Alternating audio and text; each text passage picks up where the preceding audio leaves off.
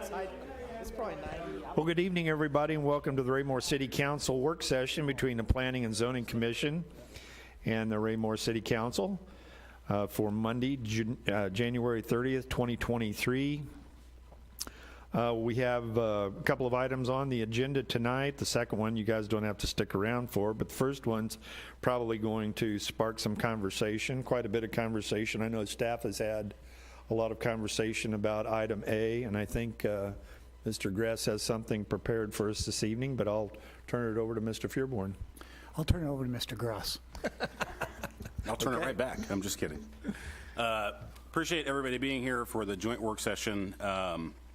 We were discussing a topic that would probably be of interest to both the City Council and the Planning and Zoning Commission, just due to some of the direction that we may head on depending on the feedback we get tonight. But it's something that would impact both the Unified Development Code, City Code, and both bodies here tonight. So really looking forward to some feedback from both groups this evening. So I brought with me this evening Mr. Eppert, who many of you know, but also Mr. Vogel, who's our code enforcement officer. It'll be kind of a two-part presentation. The first section focusing on short-term rentals, which will be really for Mr. Eppert and I, and then the second half will be long-term rentals and some kind of code enforcement related items that Mr. Vogel and probably Mr. Zur as well can chime in on and give some perspective and then seek some feedback from everybody here this evening. So just to kind of frame the discussion here, we wanted to use tonight to kind of understand the impacts that with all the development that we're seeing, obviously some of that has caused an increase in rental properties within the city, and we'll go through some kind of data that we've collected on the rental community within the city, both short-term and long-term, and then get insight on what are the outcomes of what the council and the commission would hope to see either changed or maintained or done differently with a couple different processes that we'll go through, and then understanding what does that mean for the city code and the UDC in terms of different permits that might be required or zoning regulations or different licenses that may be involved in some of these different topics.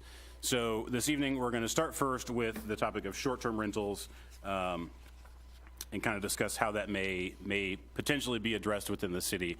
I wanted to start, before I pass it to Mr. Eppert, and just kind of frame the issue a little bit for what short-term rentals look like in the city right now.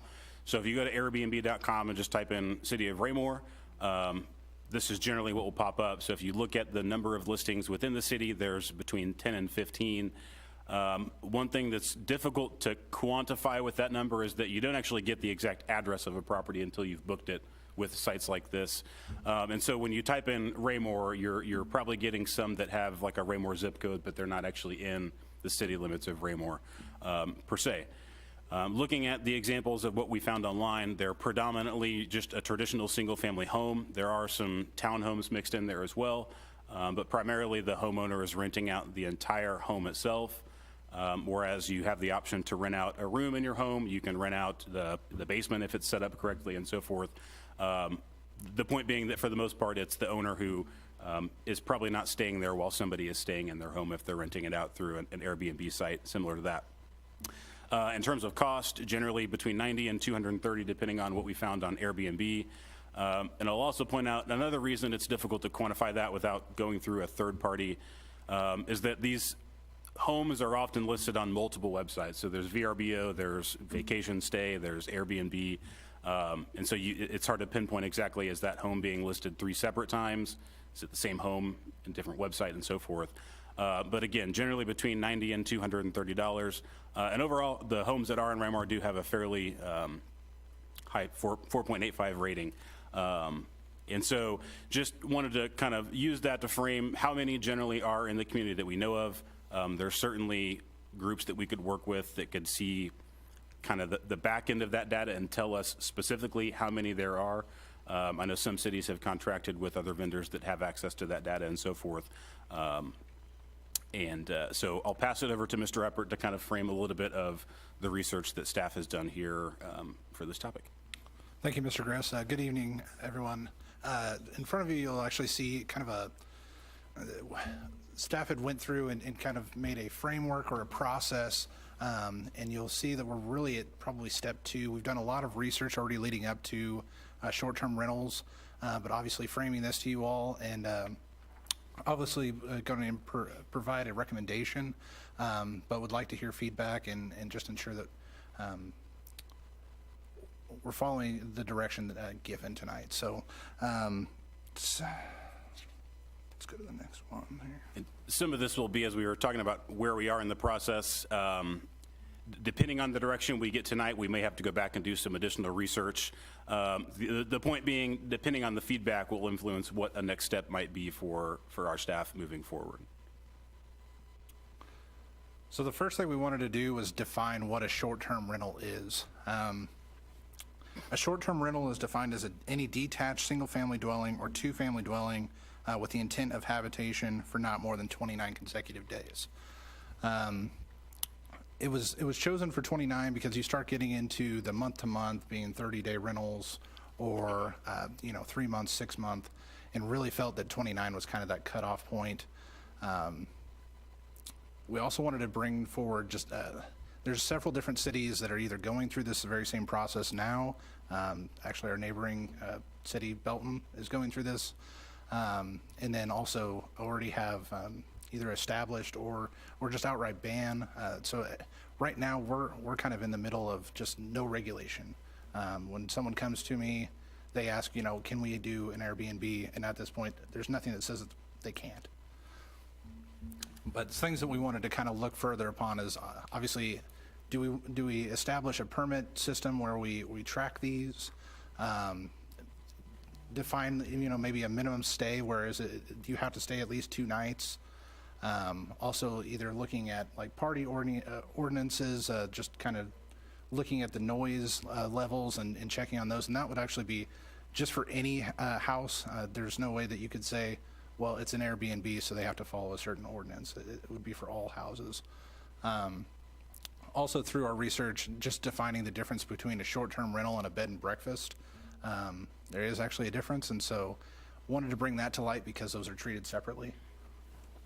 The other, in our research, like I said, there are many cities in the Casey Metro, but also just across the country that are doing this exact same process. So the chart you have here was from a webinar that Mr. Eppert participated in. It just shows that across the U.S., this was not specific to any region per se. Some cities have existing regulations. Most cities have none.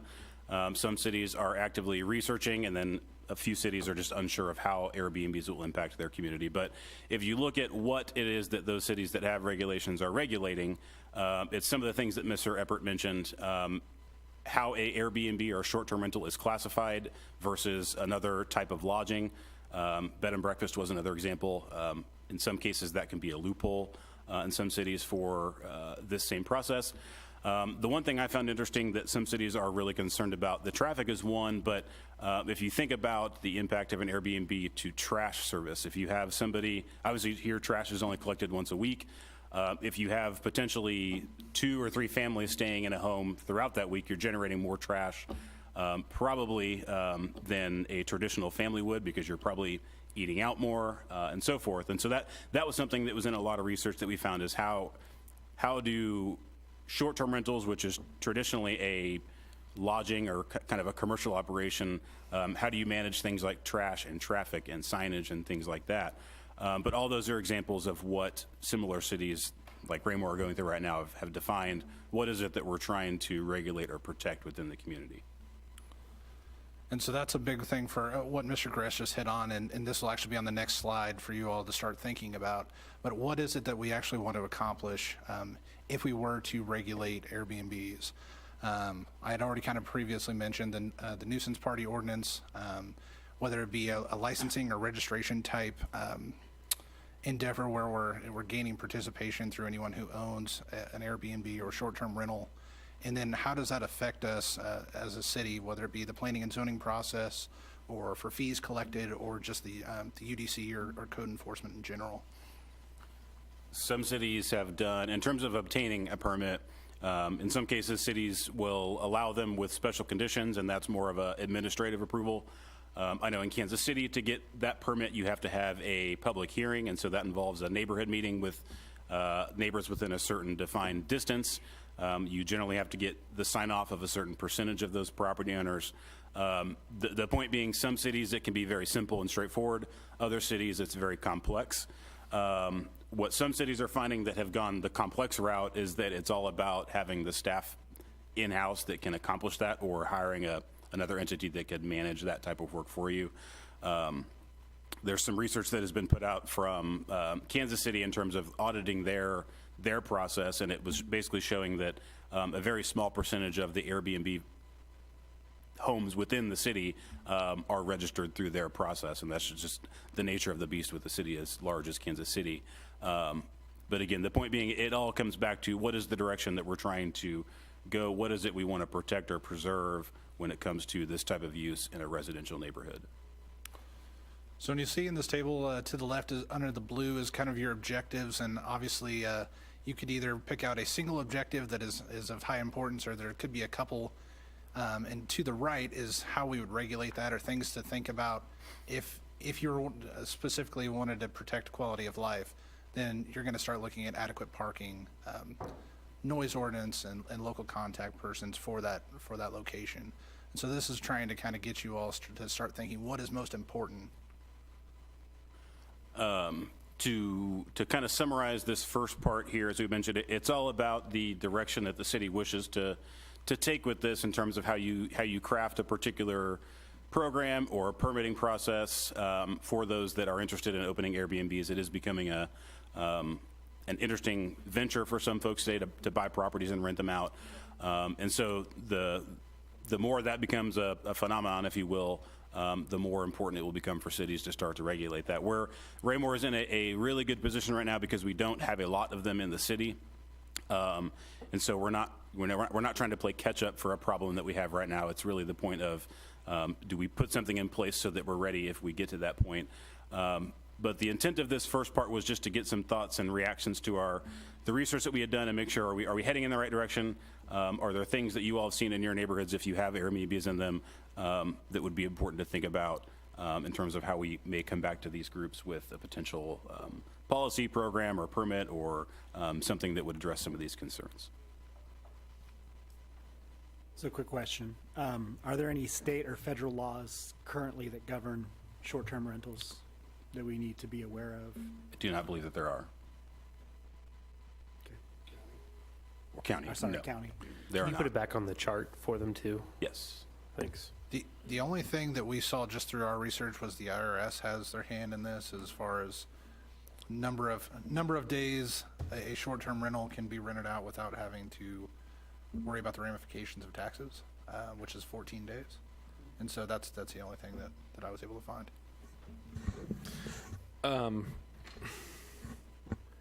Have we had anything come about to this point where somebody has called and complained to the city? Have we had issues, or just purely proactive? That's kind of my first part of the question. I would say at this point, it's more proactive. Chief Wilson and our department had a brief discussion, just asking, do you all get calls about Airbnbs? And the challenge is, you can't provide the address of an Airbnb because we don't know what that is. So you can't type in the address and say no. But in general, the reaction was no, we don't get complaints about Airbnbs. We don't have enough of them to generate that type of concern quite yet. So it is mostly proactive. So I guess my next question would be it's just kind of food for thought of, if we have a couple, and I just looked on VRBO and it only lists 2 in Raymore. We don't have any issues. We don't know what kind of outsourcing this may require or whatever. I guess to just be completely blunt and frank, why do we really care that much right now? It does, if it's a non-issue, minus I get the party ordinance idea of, and that's a citywide thing, and maybe we do $50 a year licensing. If you have a VRBO, please sign up just so we know. But other than that, I mean, why spend any real effort beyond that? We're not on the plaza, we're not in Westport, we're not next to the stadiums. I just would be curious to know if these people that have these houses, other than a couple of times a year, do people come maybe just because they're staying with family, but otherwise I don't know that we're going to have these big college parties that you hear about on the news, but that's just my. The thing you'll see if you read through some of the review, like if you go to Raymore and type in, Airbnb and look at some of the reviews of the ones that you can find, a lot of them talk about, I stayed here because I had a family event and I didn't want to rent a hotel somewhere else. I wanted to stay in Raymore. So it's not, you're correct. We're not getting them for the same reasons that the Plaza area is getting Airbnbs. I could imagine that with the NFL draft and the World Cup and some of those larger events happening, there's the potential that that may cause a temporary uptick as people might decide to rent their house out or something. But I think for the most part, it is for a family reunion or my nephew's graduating, so we're in town. We want to stay closer to where they're at versus a hotel. David, as you may know, my sister is a city manager up at Parkville. Parkville is going through the same exercise right now because they have had a growing number of homes that are turning to VRBO or Airbnb. But in those instances, they've had issues with on-site partying, parking issues, noise issues, and those are owned by off-site people that are hard to get a hold of. The one that I know that's working out very well for us here in Raymore belongs to Mr. Adams, who was a former city councilman, and he bought the home right next door when that resident passed away with the initial intent of housing his child. His child did not want to move in there, does not want to move back to the Raymore area yet, and so he turned it into an Airbnb, sunk probably $30,000, $40,000 into rehabbing it. It's a beautiful home. We took the tour on the ribbon cutting. It wasn't an official ribbon cutting, but Vicki and I went over there, and it's a beautiful home. It's right next door. They take care of it. They widen the driveway. I mean, those are the kinds of ideal Airbnbs that we'd like to see occur, but they're not all going to be like that. We may get some like what Parkville has. And we just, the staff was kind of given the order to, what can we do to prepare for this in the event that this does become an issue? It's not an issue now. We hate to be reactive to an issue. We'd like to have some institutionalized measures in place, either through the permitting process, where we can ensure that the quality of that remains. No fears that at this time that that's the case, but it could happen.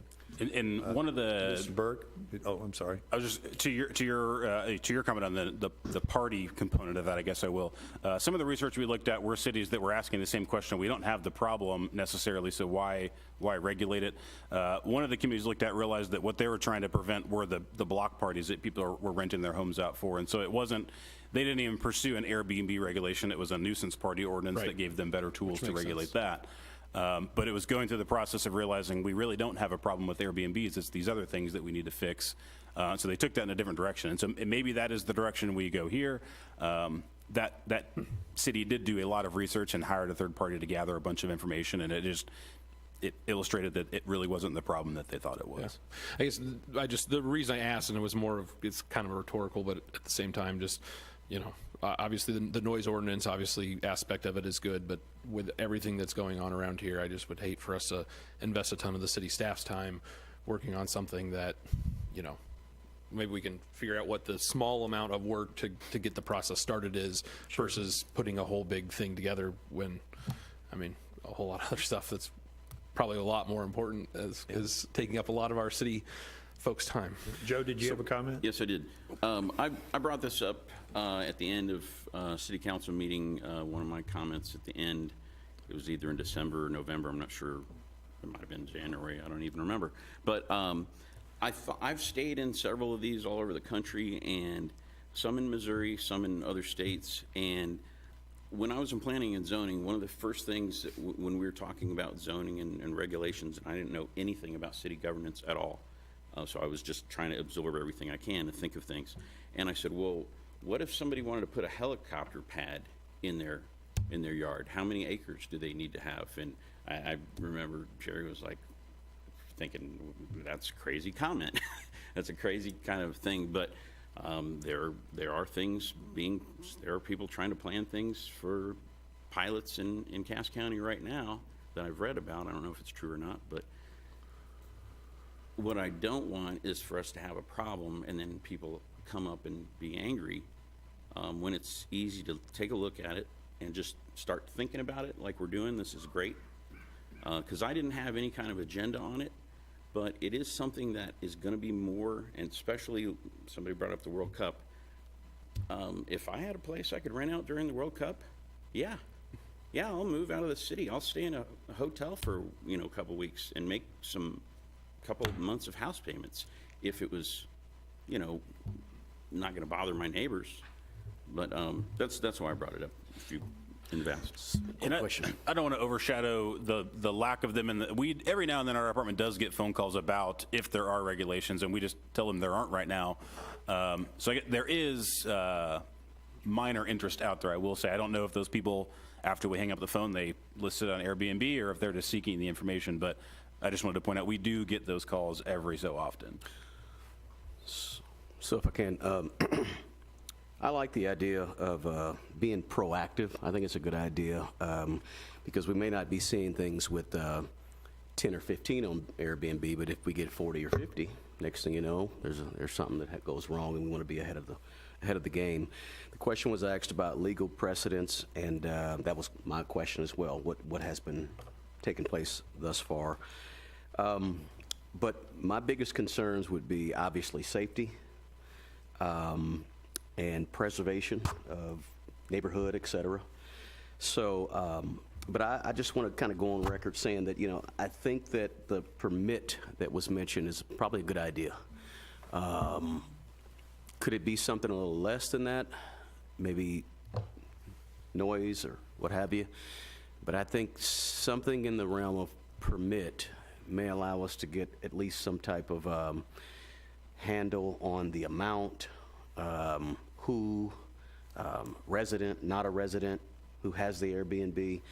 I think those things are kind of important, but top on my list would be safety and just getting ahead of the curve, which what we're doing. So. Yeah, I don't think we're even interested in a huge fee for that. Well, the registration part of it and having points of contact, responsible points of contact, is probably the number one reason for getting into something like this. Did you have something, Mario? Yeah, a couple things. One, do we know what Airbnb or Vrbo's requirements are to list my home on there? Do they have any steps? Is it just as simple as I go on and, hey, I want to do it and I'm on? Or do I have, like with Lyft, they do a background check on the drivers, and Uber does the same thing. But with Airbnbs, what's the... I think for the most part it's pretty vague, and I only see that because I know you have the option to rent out a room. You can rent out an entire house. You can rent out a cottage in your backyard. It's very, I guess versatile would be a good word. You have a lot of options for what you can do. I've never listed a home. I've always had good experiences with Airbnbs, but I don't know how strenuous the process is to get approved for an Airbnb or a VRBO necessarily. Yeah, I think it's just a complete description of the property to be rented and photos. And I think Airbnb and Vrbo, through the permitting process, screen those. There's like a hold file. You submit it, they review it. If it meets what they believe to be their standards, then they post it. And that's really about all there is to it. Well, and I ask because is there any way we can require Airbnb or Vrbo to report to us when someone registers with them here for the city of Raymore, so that, Sure. As a way of regulating it that way? Because if there's no state, county, or federal laws, I'd assume as a city, we could then go to them directly and say, hey, here's our requirements for you guys to do business in our city, whether, if our resident wants to do it, and then kind of get it directly from the source. I would defer to regulatory legality on that, whether or not we can. I think one of the questions you get with the Airbnb and VRBO is where the transaction is actually taking place. So if the transaction is, hey, I am from Canada and I'd like to rent a place in Raymore, and Airbnb has the repository for all of its assorted Raymore locations in Van Nuys, California, is the transaction taking place in Van Nuys? Do I have the ability to transact that or to control that transaction? The real transaction is taking place when the individual property owner here is transacting with Airbnb or VRBO. I'm not so sure we gain some type of control over Airbnb or VRBO at that time. We still do have control over the health, safety, and welfare items for the city of Raymore, so the original underlying owner I'd still be able to go after. So I think you'd have a hard time stretching to the okay, interactions between person that wants to get the VRBO and Airbnb, because I just don't know how that transaction works. No, I'm thinking more owner and Airbnb, VRBO, not the renter, but I think you get the owner. lessor. I think you get the owner. I'm not sure you necessarily get Airbnb and VRBO. So we couldn't ask them to, Because it's not their property. They're just facilitating a transaction outside of the state of Missouri. And I think what some companies have found is the opportunity for that, when I mentioned these third-party companies that will, the city could contract with somebody to purchase data from Airbnb and VRBO and tell us where these are specifically. And that would be something where if you went with a permit and we're going to require each Airbnb to get it, we would want to know specifically where they're at. And so we'd likely have to contract with somebody that could get us that, or we all just have to go stay at an Airbnb for the weekend and get all the addresses. But that you have seen cities or companies that's their business, is they collect and farm this data and get it, and they sell it to cities and other people to help them go through processes like this. Mr. Townsend, did you have some? Yeah, thank you, Mr. Mayor. okay. A lot of the conversation that's been brought out tonight, I had the opportunity on one of my commutes to work one day, and it just so happened to have an NPR about this topic. And the particular community that was there, interesting concept that they put into place was zoning requirements to protect the integrity of their old town. And it's like, we have an old town. Kind of scenario to all the same concerns: parking, noise complaints, houses trash, because it builds up throughout the week with the tenants, and the owner is off-site, if not in the state at all. With some of the commentary between the interviewer and the, I think it was a city council person for that particular community. And so one of the things that I took away from that conversation was maintaining the integrity of the community was the biggest overarching concern why they went with a particular policy on Airbnbs or short-term rentals. And I would argue for us it's probably the same thing, is that we want to maintain the integrity of the community, because unlike a hotel that has a confined footprint in emergency services, nowhere to go, you have an owner, obviously you have, that's a short-term rental, but it's in a confined space. This is distributed throughout the city. So we're trying to find a way that the neighbors can get along, that particular owner that is running that short-term rental understands the rules of the community. So I would argue that whatever we do, we keep that as the forefront, as that's the goal. But at the same time, offering opportunities for that owner, that property owner, to, in a sense, have additional income, because that's basically what they're doing. And some, may buy it, outright specifically for that purpose, never living in the unit at all. But it's just there specifically to additional revenue stream. But whatever that is, whatever we present or come up with as a body, that the first and foremost, it's at the best interest of the residents of this community that allows that business to, be in place, but not at the expense of the neighbors and whatever that may look like. So. And I think at the end of it, it comes back to, as the mayor put it, it's the point of contact that the city would have if there is an issue. The example he brought up of Mr. Adams, I'll say that's like the perfect storm, because the owner lives right next door. They made the accommodations for the increase in traffic if they had it. If there's an issue, the owner lives right next door, and so it's taken care of that way. Where, well, you just said it, there's the possibility that somebody from Texas might buy this home because they know they can rent it out. And so you have to craft it in a way that meets both of those intents. The other thing that we uncovered, Mr. Eppert uncovered in our research, is that the bed and breakfast concept is already allowed in city code, but it's restricted right now to either commercial areas or on acreage lots. And there are zoning restrictions on the owner has to live in that property.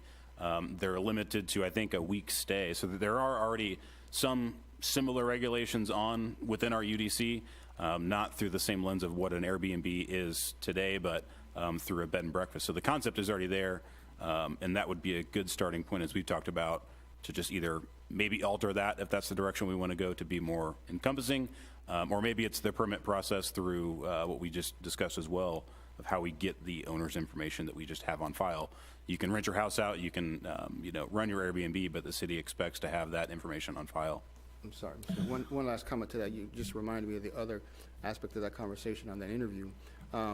was when it's a third party that runs the Airbnb was another challenge to it, because even though you may have the owner and owner of record, you know, is the deed owner, and you contact them, but they're not managing it. It's someone else that's managing it, and that creates another hurdle, that management company is, you know, again, off-site and doesn't have the same level of ownership or interest to try to get the problem resolved as quickly as possible, so.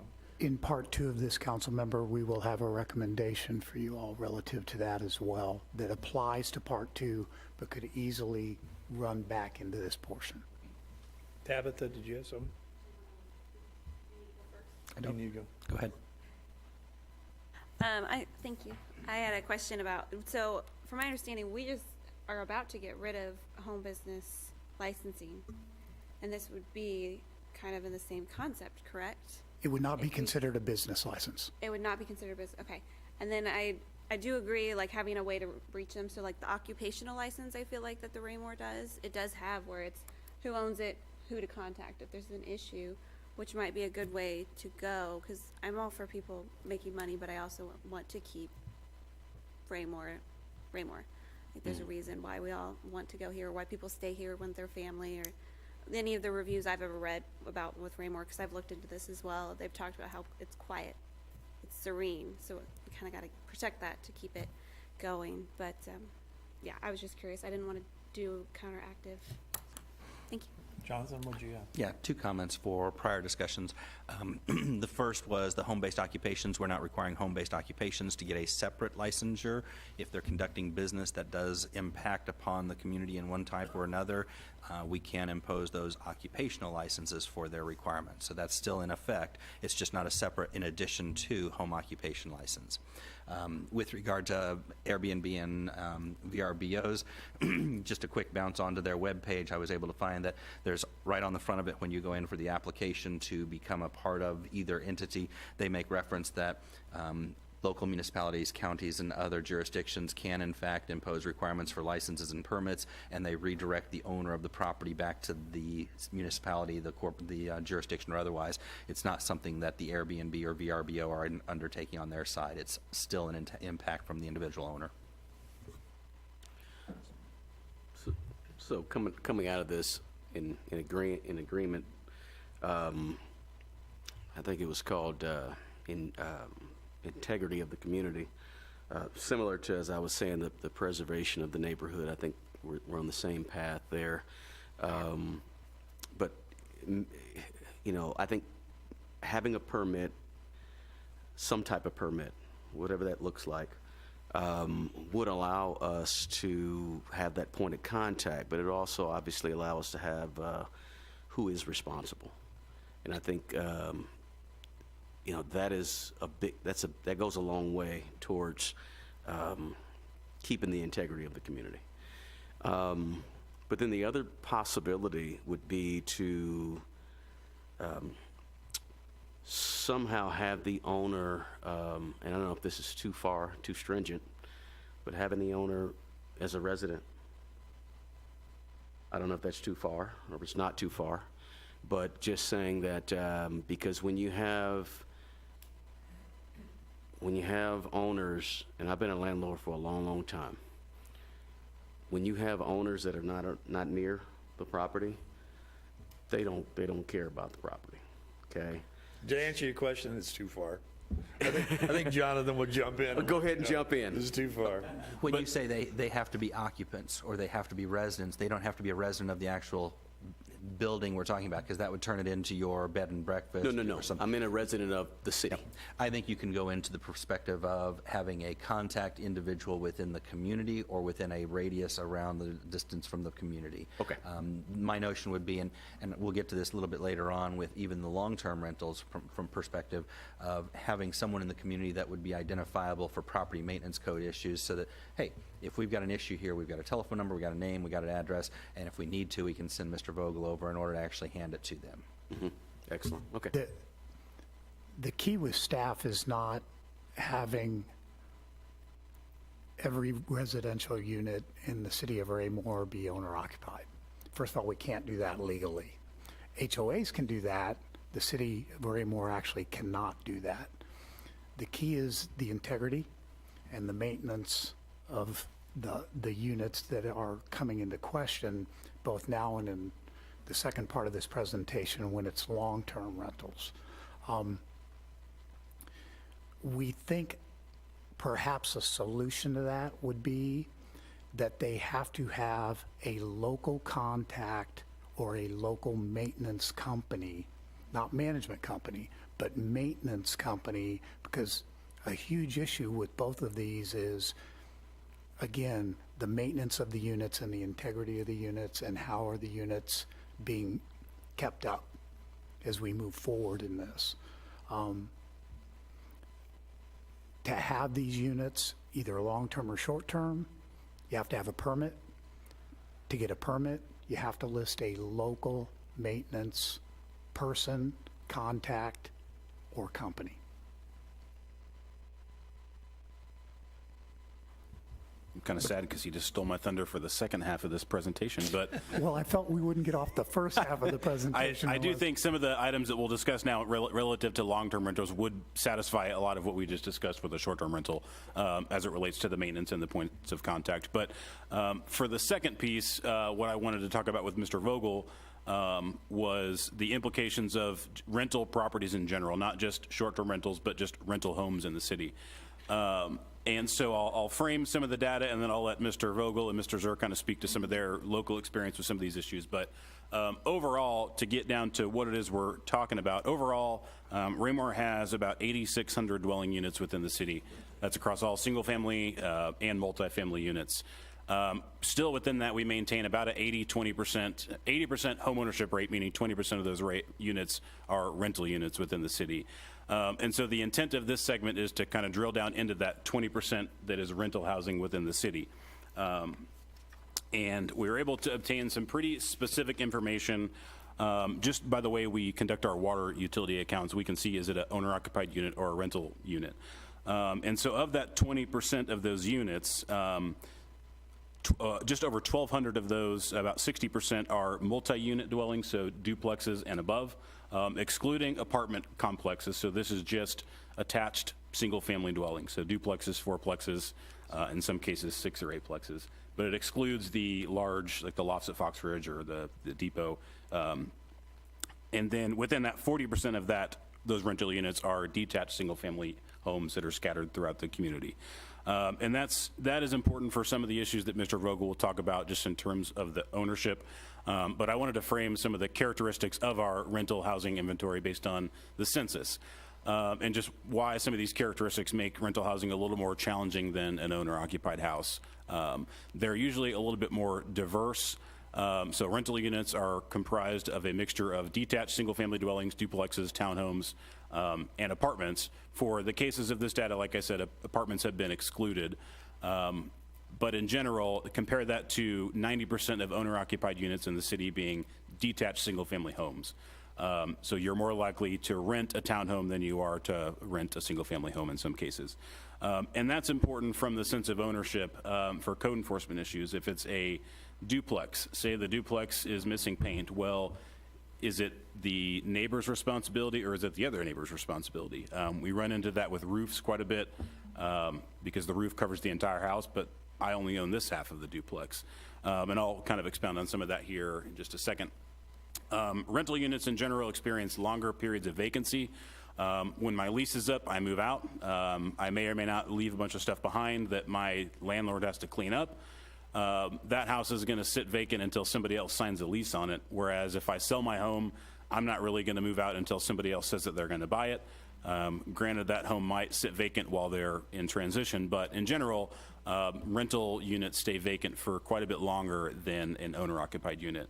And that creates an issue for code enforcement from the standpoint of contacting the owner or the tenant of the property if there's an issue that arises in between that time period. It just makes it a little more complex on who you send a letter to or who you give a phone call to. Generally, rental units are quite a bit older than an owner-occupied home. According to the census, 75% of all of our rental units were built in 1999 or before, whereas you're more likely to buy a newer house. What you see nowadays is rental agencies buying up older stocks of housing that are people are moving into a new home, and so a rental agency buys that older home. With that comes maintenance. Obviously, a newer home isn't going to have as many exterior property maintenance issues generally as a 20, 30, 40-year-old home. And this is the root of our previous discussion here, is that the ownership of rental units aren't always tied directly to the community. They're spread throughout the city.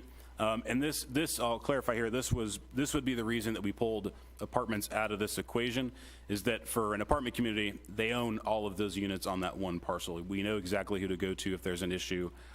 Whereas with these types of homes, they are scattered all throughout the community. And without a data set, you don't really know where they're at until those issues arise. Some cases you have partial ownership of townhome units and duplexes. In some cases that we found recently, they're owned by an LLC, which may be owned by another LLC, which is owned by somebody else. And so you don't have that clear line of contact when the issue arises. But it just goes to the multiple layers of ownership. Is it the tenant's responsibility for this, or is the landlord responsible for that? The more layers you get, the more complex that it gets. And so I'll kind of pass it over to Mr. Vogel to kind of go through some of his experience. But in essence, what we struggle with is tying those issues that arise in a rental property. Who is it that we need to contact, or can we contact them? And so I'll pass it to Mr. Vogel and kind of summarize some of his thoughts on it as well. Thank you, David. Good evening, everybody.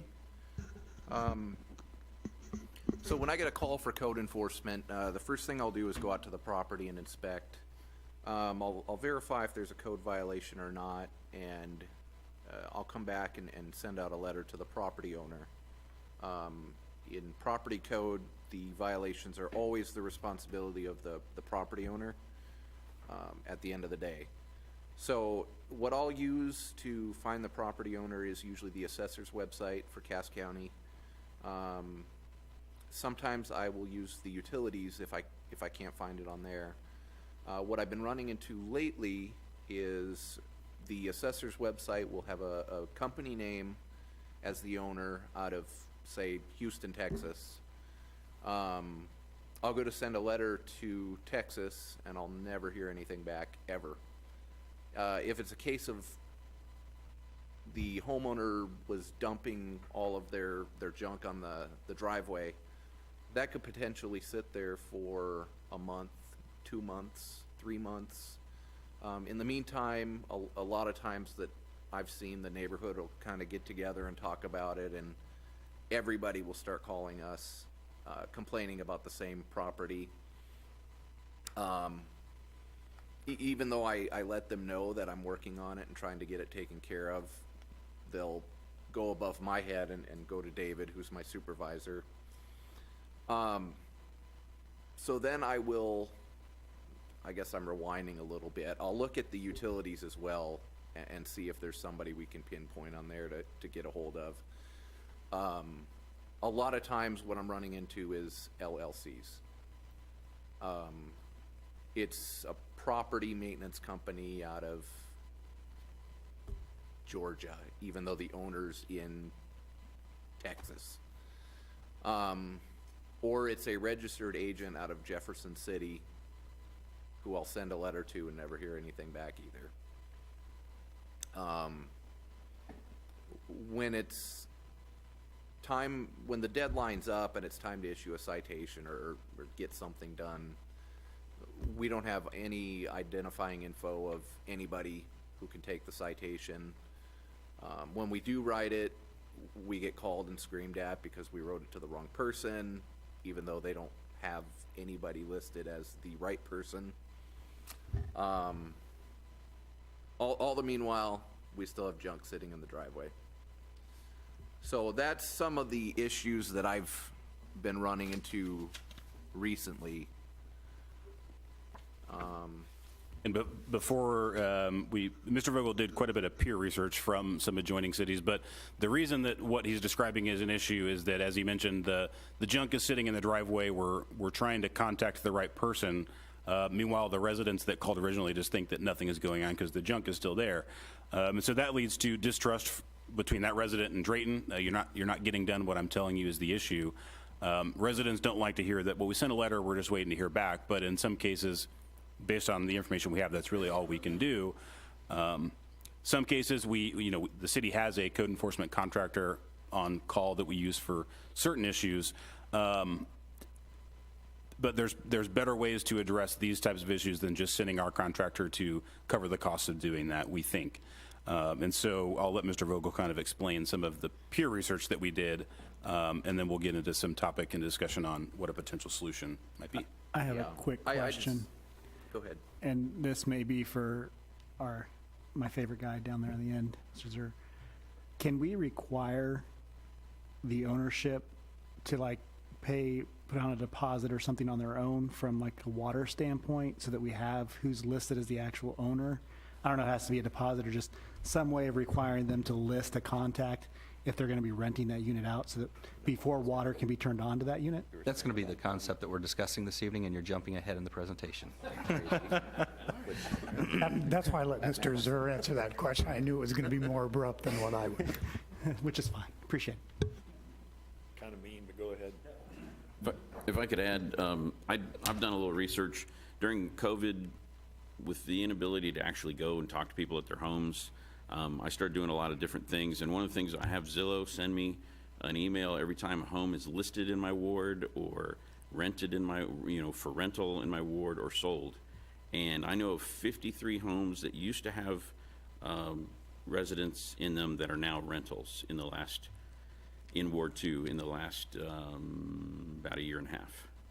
So it is something that's happening a lot, and people are certainly welcome to, rent their homes and things like that and make money, but it is something that I'm trying to pay attention to just to see who's living in the neighborhood. When you see homes that you can see through the front window to the backyard and there's one light on that's been on for, a month, there are some homes that have been sitting, waiting to be rented. Like I saw one was 76 days in my ward that's been sitting there.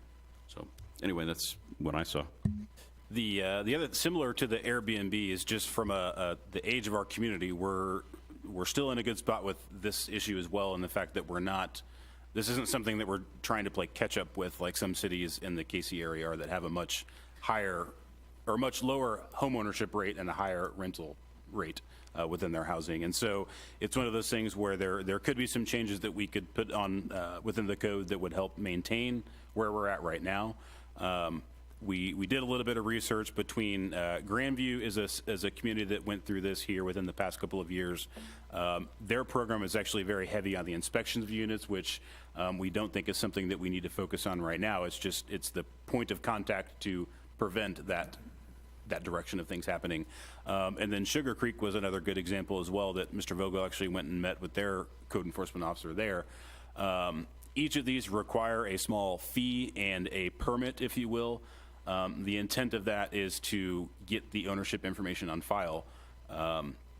Within Sugar Creek, what we found interesting is that they have very specific requirements for the types of information that they get. It is all tied to their water utility account, so before they will turn that water on or shift the account over, they require that piece of paper be submitted back. And they're so specific that no PO boxes are required. It has to be a physical address that you can call somebody or mail something to. Annual fees, right? Correct. And the other thing we've talked about is how do you assign that? Is it per unit? Is it per structure? Is it per lot? We don't want to. This isn't a process to punish the landlords within the city or cause rents to be increased to cover these costs, which are the concerns in most cities. It's all about getting that information on the front end so we can prevent those issues from happening, and that it makes the process that Mr. Vogel has to use a lot more simpler. But yes, the intention would be some sort of annual fee. And what we've discussed is the ability, how we found this information out about the rental units was through the water utility accounts. That data is out there. It's just a matter of, crunching it and identifying the properties that would be under the umbrella of that. I see Mr. Zur down there. I'll let him chime in if he has any comments on that as well. Sure. So I am a proponent of the Sugar Creek route that we have up here at this point. I'm not so sure it's necessarily going to alleviate people yelling at Drayton by any stretch. I anticipate that will continue to happen. What will end up happening, though, is as an entity comes in, purchases a home within the community, if we don't catch them here at the water location, he's going to issue the citation to them. It's going to go to a registered agent, or it's going to go to a local management company of some type or another, or it's going to go back down to Texas. Eventually, it's going to come back to the notion of, hey, we're not responsible for this. The minute they say we're not responsible for it, we're going to turn and say, okay, if you're not responsible, you still need to register, or someone needs to register, and here's our current rules. So I think it's going to be a transitioning process over a period of time. Is that concept specific to the short-term rentals or also long-term rentals? You're going to see it as both. Okay. You're going to see it as both. help alleviate Mr. Vogel's issues. Yeah, Mr. Vogel will still get yelled at, I think, Okay. but because there's going to be an ongoing basis of property transitionings, and if we can't catch it at the water desk when they come in for utility changes, you know, I could still purchase it as an individual and not live locally, but still trigger it. The one example that I came across was from a county in Alabama, I believe it was, and it was, that county had a very strict inspection program, but it was within the county, so they are able to see every deed that gets transacted on a property because they record it with the county, and so with that, they wouldn't record the deed until they passed the inspection, or some mechanism like that. It's a lot more difficult here. We can't monitor every transaction for a property that changes hands like a county could in that case. But it's all about building the inventory of those, and once you get that, then it's simply just maintaining that through either mailing out a notice each year like we do for businesses within the city. It just becomes a different type of permit for this type of use. And when you hear from the landlords, and you will at some point in all of this, you're going to hear with the registration fee issue, the good landlords who may live locally, have 4 or 5 units, say, you're punishing me for a problem that was a bad landlord's issue. The problem is, if we don't do the registration fee and instead of look at a fine model, we're in the position of we've reached the fine because we're not getting a response even from the local property maintenance company. So at least with the registration fee in place, we have the funds to offset having to send somebody out to pick up the trash on the driveway. And we put those into a restricted revenue escrow account and use them only for that purpose. The other thing about just the way we handle code enforcement abatements is that each year, Mr. Vogel will, if our contractor goes to abate a violation, we keep track of that invoice. At the end of the year, if it has not been paid, we attach it as a special assessment to the property. And so we get those monies that we spend back every year as long as they pay for their property tax. The point being, right now with that level of funding, it's for lot mowing and very minor issues that don't cost a lot of money. So you can accomplish a lot of abatements with the money that we have right now. The intent of a potential fee would be to increase that over time so that we have money to hire them to haul off junk if we have to. That type of work gets a lot more expensive than just cutting the grass on a property because you're having to dispose of it and so forth. And as I mentioned, I think the one issue that we would probably hear about in most communities that have done this process it's punishing the good local landlords in place of the bad ones that aren't local. So we think we have some ideas on how we could make that a fair process in terms of you know, how many permits you have to get. Is it per unit? Is it per structure? But that we feel there are some ways out there that would kind of make it level across the playing field, whether you own 100 units or you own 3. So could you perhaps, if you're a local landlord, you pay $50. If you're not local, you pay $75. Careful about that. There would be what I knew he was going to say that, by the way. What we would propose, what some cities have gotten some flack for is excluding the corporate landlords that own lots of units within the city. And so we think there's a way out there if you phrase it rather than by the unit, because you could own 4 units within a townhome. So is it by structure? If you own 4 units in a townhome, maybe that's only 1 permit for those 4 units. Because at the end of the day, if you own 100 units, we really only need 1 point of contact for all 100 of those. Now, as Drayton will probably tell you, there's I think there's 3 or 4 of the same general name of an LLC across the board. They just have 3 or 4 that they use to own homes in Raymore. And so in that case, we would want contact for each one of those LLCs. But like I said, the intent isn't to punish those that are here local, because more often than not, they are the good ones that take care of the issues. It is the the bad landlords we're trying to address. But the intent of tonight is it sounds like there would be support for some sort of program or policy that we could come back with that would address a lot of these issues, whether that's through permitting in our office or water utilities across the hall. Sounds like there's general support for that. Johnson? Yep. Quick wrap up on that. I am very comfortable with the notion of each entity has to get a permit regardless of the number of units they actually own. So that's because it's still a registration that lets us go and identify an address to an individual entity or an individual that's associated with that entity for purposes of enforcement. If it's the name of an entity right now, we have a hard time enforcing. Judge Nigro's got the ability of imposing not only fines associated with violations, but also jail time associated with them. Well, if it's in an entity, how do we get the entity in jail? So we need to make sure that there's an individual that signs off each time that says, hey, I'm going to be the guy, I'm going to be the person who, if something goes wrong with this property, I'm going to be on the hook for it, either for purposes of fine or purposes of standing before the judge and taking whatever punishment I get.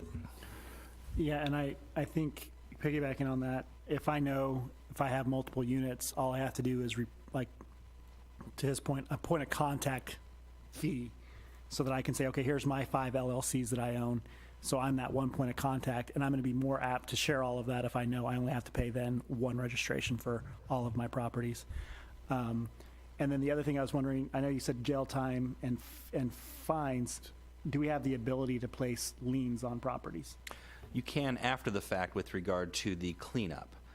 And so that happens on a pretty regular basis. It becomes part of the tax bill that gets issued back out again. And I think that Drayton and Mr. Gress both have experience in that process. In fact, I think we got a really decent little check back not too long ago from that. Yeah, each year in September, we send a list of properties that have not paid their invoices to the county, and they place them on the property tax bill. So as those get paid, that basically replenishes that account within the city. So in that case, though, you're basically billing, and then the county just adds it to my tax bill? Correct. So if I had a $40 fine, my tax bill goes from $2,000 to $2,040? Correct. And I don't even realize that I'm paying a fine? In some cases, this year we had one that was almost $2,000. I mean, it was a very significant cleanup.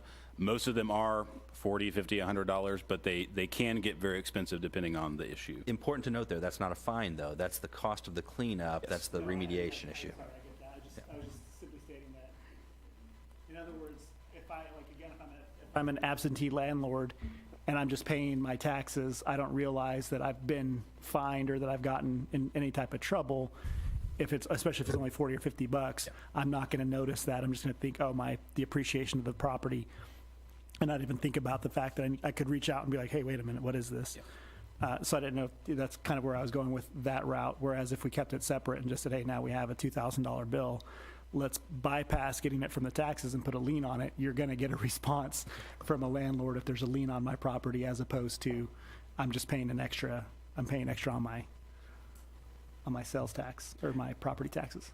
Mr. Key, I wanted to chime in on that a little bit. So right now, and with working with 2 different cities, one did a lien process and one does a special assessment. Here we do the special assessment where we actually get reimbursed every year. Liens may not ever get paid. It's based upon the sale of the property, and a lot of times if you wait for it to sell in the courthouse steps, you're talking 3 to 5 years down the road to get those. So it's definitely nicer to have the special assessment than a lien. And I understand that. That's I'm just trying to think if, as we go through the process, if we have a registration and then we still have people who aren't, that may be another route to just kind of look at as far as figuring out who the point of contact is. Because, anytime, you go to sell a property, the buyer is going to want to look, and the bank is going to look and go, oh no, there's a lien on there. What's going on? To make sure that gets cleaned up, and it's going to trigger something on your all's end that's being paid to figure out who the point of contact is at that point. We have just had that issue, sir.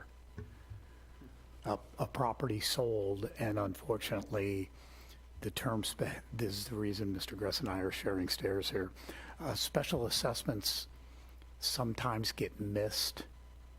Liens don't get missed. Right. So somebody calls and wants to know anything that's up against the property that is being sold, they're buying it.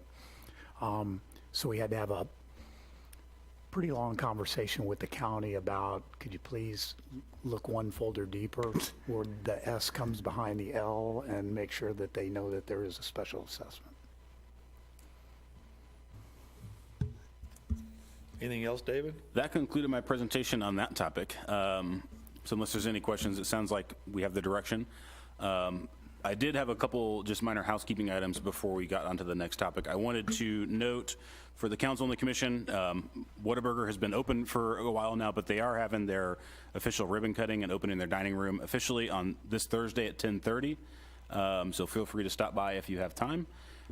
The other item was I just wanted to extend a thank you to the council. Each year they provide funding for myself and Mr. Eppert, as well as one planning commissioner, to go to the APA conference. This year it's in Philadelphia. Mr. Eppert and I registered ourselves here earlier this month, and we are hoping that one planning commissioner will be interested in going in this year. But I did want to extend the thanks to the council for providing that funding for us, as well as the council member. That event is always really interesting, and we kind of come back learning quite a bit. So. Yeah, really. I'll have to go buy some extra gear just because of that, actually. Anybody else have any questions of staff before we move on?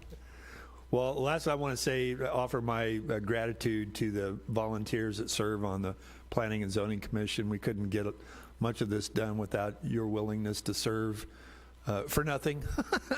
And we appreciate your dedication to the city of Raymore, though. Thank you so much. And frankly, I'd like to open it up. If any of you have anything else falls within the planning and zoning range that you might have had a burning desire to ask about, now's a good opportunity with the council here to ask that.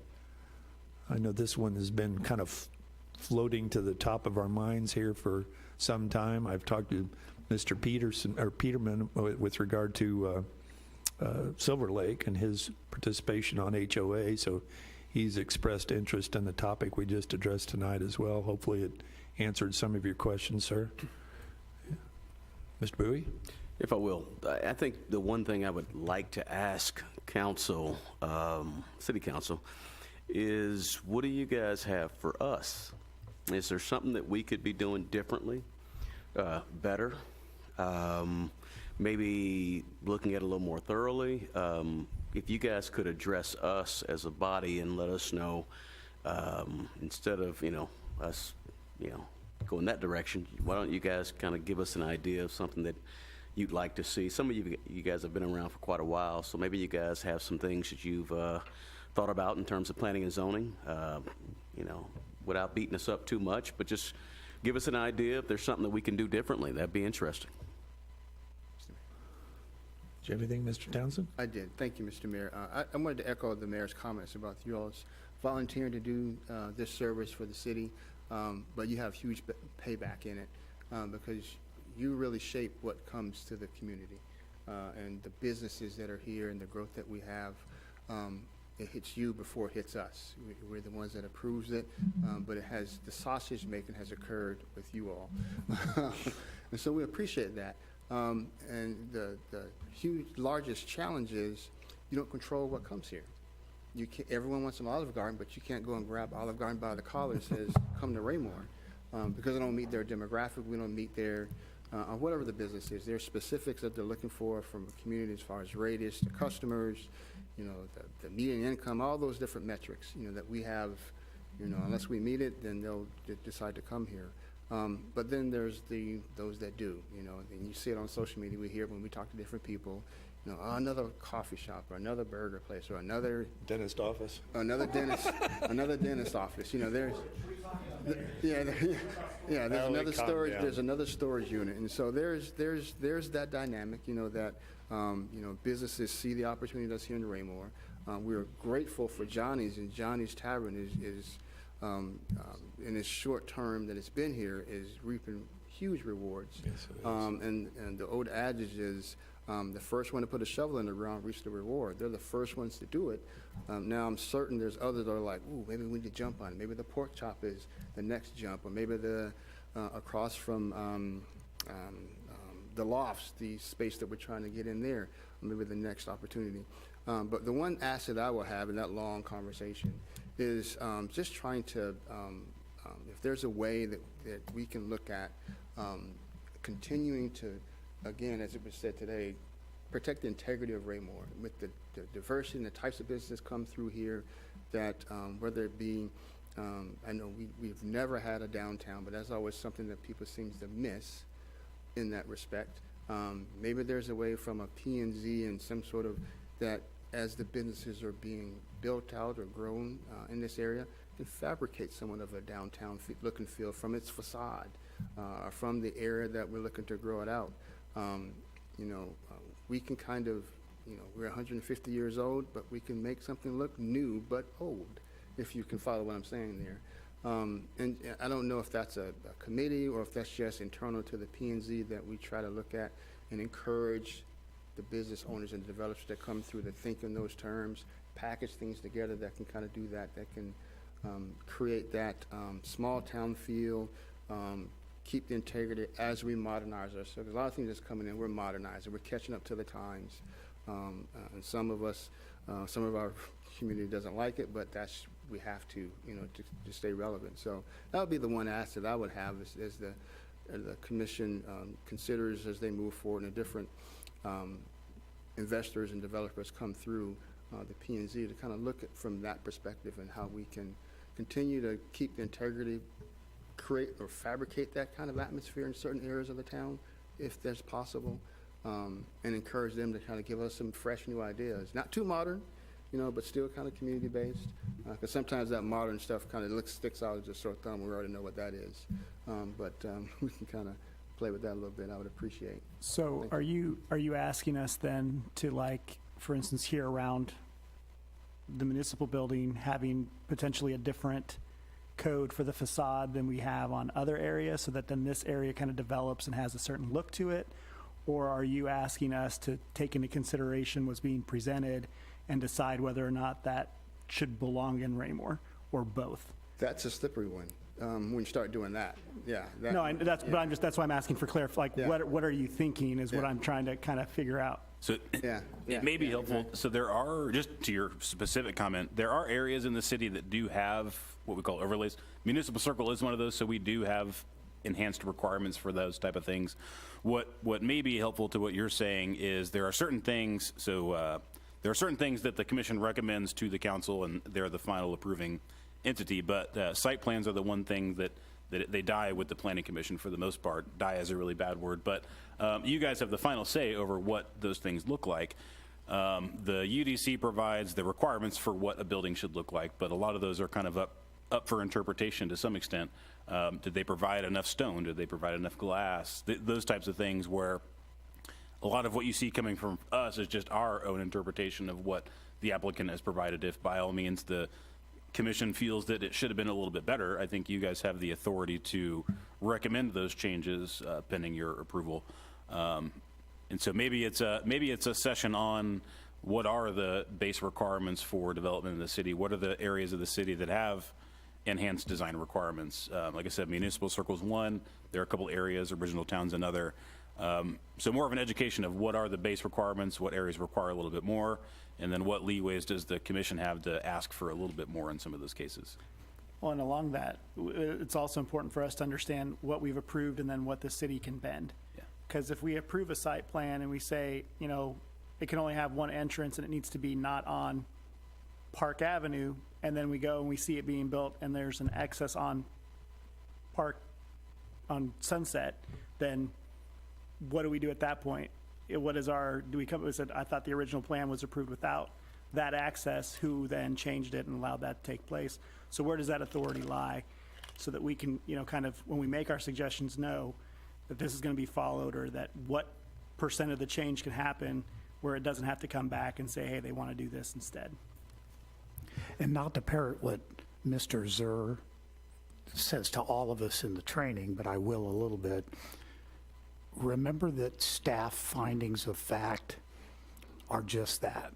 They are findings of fact. They're black and white.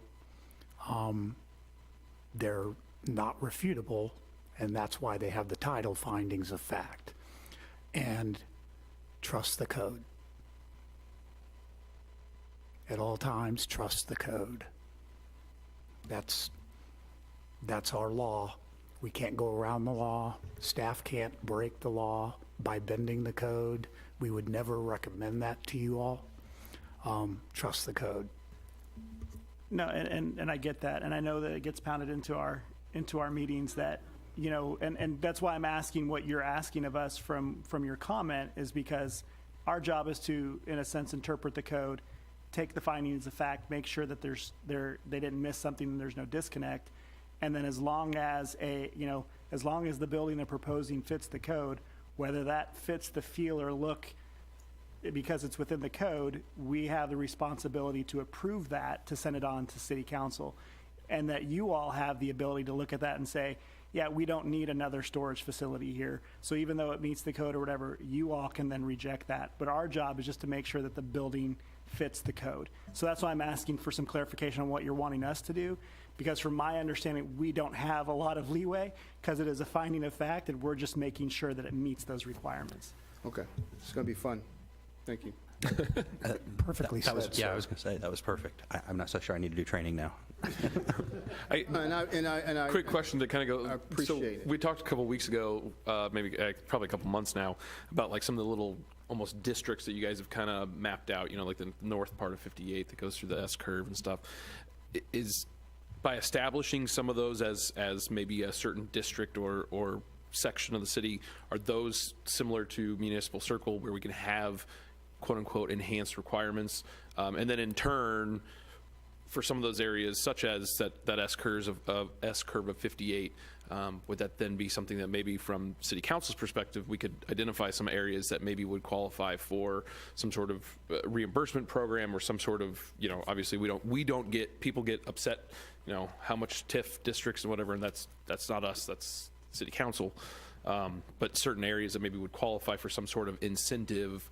You know, there's great presence there on 58, but there's, I mean, all over there's places that could use some sprucing up, but at the same time, everybody wants to know, what am I going to get for it? So you are correct. With the comprehensive plan, we created that interactive mapping system that we wanted feedback from the community on. Those 5 different locations are actually called activity centers, and what we want to see is a master plan that we could then either assign some development type standards and requirements that when a developer comes in, they know exactly what it is that we're looking for. And so they tailor those needs to what we've already said, as opposed to coming into a meeting and saying, well, I want more glass there. Instead, it was already from the get-go when we met with them at a pre-app, they knew exactly what we were looking for. The intent, as Mr. Eppert mentioned, would be to memorialize those things within the comprehensive plan, and then to follow up with those with the Central 58 corridor, maybe different than Tract 1 at the Good Ranch. Each of those areas is a lot different than one another, so they're going to be addressed a lot differently. But to your question, yes, we have a lot of that stuff in our minds, but the intent was to memorialize those items within the overall plan for the city, and then to implement that over the next, 20, 30 years. Okay. Or sooner. Tabitha, did you have something? I do, thank you. I just wanted to, my ask would be to kind of almost keep on doing what you're doing in the sense of, like with when the PUDs come in and there's things that are being changed and altered, I like whenever I'm looking through it and I see the questions you guys have asked. Like, I think the city staff does a great job trying to break everything down, but sometimes there's those deeper questions that I've seen that from your minutes or from that's been added to the packet that we get, that you guys have asked other questions, and I'm like, oh, I was gonna ask that question, no, I don't have to. So one, I appreciate it, and two, that would be my ask, is to keep diving in deeper. If you guys question something, please ask it, so then we don't have to kind of do the job for us.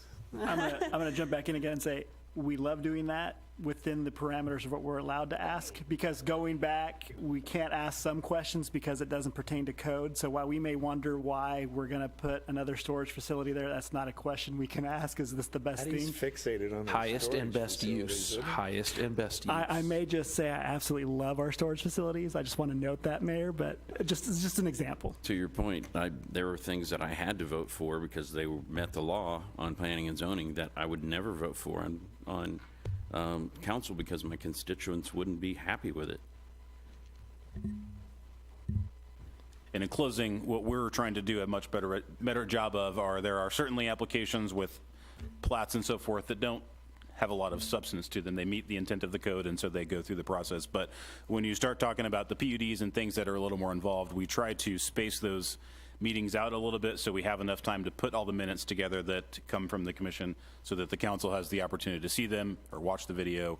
And so we're doing a much better job with the scheduling of those applications so that the council has the ability to soak all that stuff in and know what the conversation was ahead of time. Great. Anything else, Mr. Fieldborn? That concludes staff report on this item, sir. All right.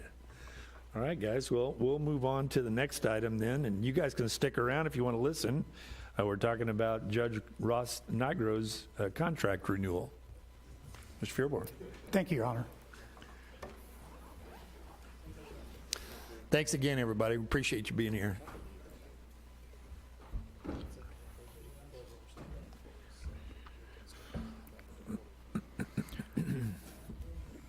So it is that time, as the council knows, most of the council probably knows,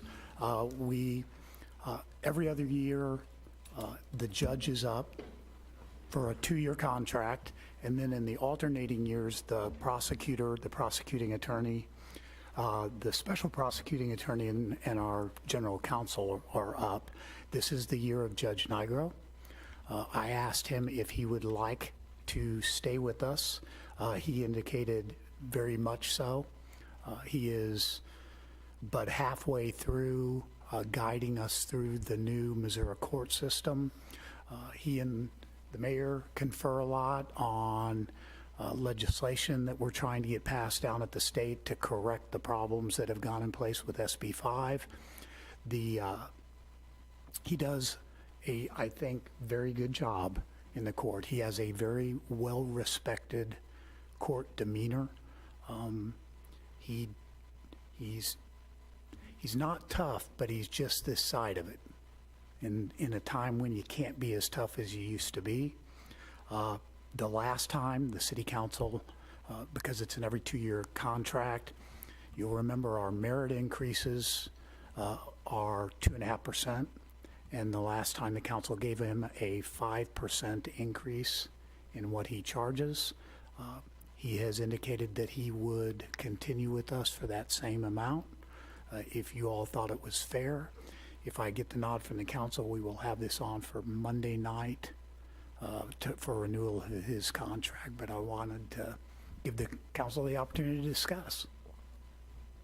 Yeah, and I will open up for discussion. Ross Nigro is a tremendous individual, well respected in the law community inside the Kansas City metropolitan area.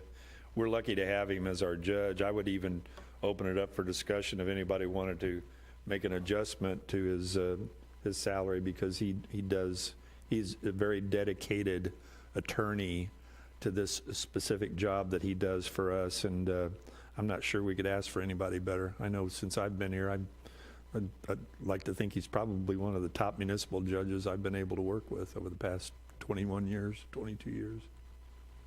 Anyway, I'd open it up for discussion if anybody's open to any recommendations, or if they're just willing to go ahead and present the contract for renewal. Yes. Yes, sir. So I would concur with all your comments, sir, having known a little bit about Judge Nigro's background, his reputation in the area, and the job that he's doing for the city. 5% is acceptable, but given the current rate of inflation and the job that he's done, I'd recommend 10% at this time, and I'd be willing to support that, retaining him with a 10% increase to his contract. Okay. Anybody object to that?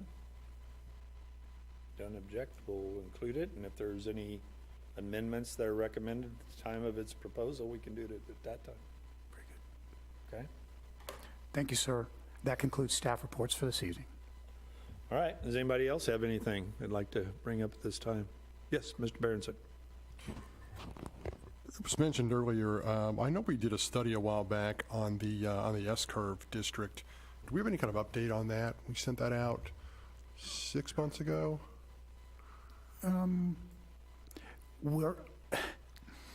It's going to be an arduous process, and it has been partially interrupted because of the new ownership, dual ownership of Pine Street Center, which is a major player in that. And so we have been trying to negotiate with that individual those individuals on what the new Pine Street Center is going to end up looking like and how we can fit the 353 into what their plan is, and we continue to have difficulty achieving understanding with them that this is a program that would help them. They kind of indicate that they're on a faster time frame from that, but we're not actually seeing the faster time frame manifest itself. We have strongly suggested to them me personally, on no fewer than 3 occasions that they get a development attorney to help them to understand what the 353 would be doing for them and any other tools that they might be able to use if they plan on going quicker than that. So the Pine Street Center, they proposed, I know you had talked about they proposed some things to the city for that. Did they have you guys sign NDAs, or is that public? Can you send that to us for us to look at? They haven't gotten into that level of detail yet. They haven't sent any kind of We know plans that or they details, or? we know they want a residential component above the property. We might be able to carbon copy the napkin they showed us, but that's. Is that literally all you guys have? It really is that basic It at is this that time. preliminary on their part. Okay. And we have told them the plan in its existing form, because it is incomplete on the existing component of the center and only proposes a market rate, actually what they're calling a working man's rate residential component, that it is not something that I would feel comfortable bringing in front of the city council. Okay. I'm certain Mr. Gress reflects that same for P&Z. All right, thank you. The only thing I had to add to the 58 corridor item relative to Pine Street, because that is a very key property of that overall corridor. One of the owners that purchased that center is also, for those of you who have seen the Blush Boot Camp, the work that's going on further south, that was his first priority, was to get that site up and working. So he's redone the first previous old Heartland Stone building, which now has Blush in it. He's moving to the building adjacent, plans to move that storage use out of that and do some improvements to that building. But his intent was to start with that because the Pine Street Center was a much more involved project that, based on our meetings with him early on, that the city would want to be really involved in moving forward as well. So we are still focused on that. But as I mentioned, the intent was to memorialize some of that stuff in the comp plan as a true goal for the city. Not that this wasn't, but having that set in stone was the intention to then bring those individual projects back in the future. A little more refinement. Yeah. Okay. Does anybody have anything else? If not, we'll stand adjourned. Thank you all.